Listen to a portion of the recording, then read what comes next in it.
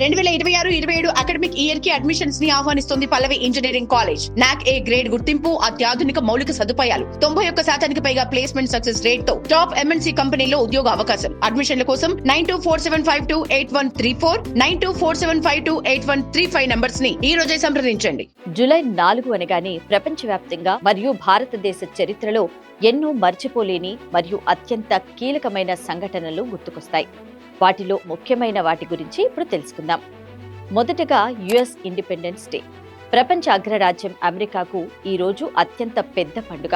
1776 July 4న British సామ్రాజ్యం నుండి America స్వాతంత్ర్యం ప్రకటించుకుంది. నేటితో అమెరికా ఏర్పడి సరిగ్గా 250 సంవత్సరాలు పూర్తయింది.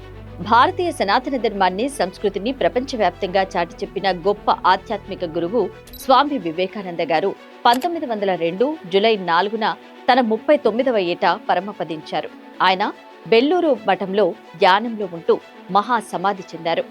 భారత స్వాతంత్ర సంగ్రామంలో బ్రిటిష్ గుండెల్లో నిద్రపోయిన విప్లవ వీరుడు అల్లూరి సీతారామరాజు గారు 1897 జూలై 4న జన్మించారు.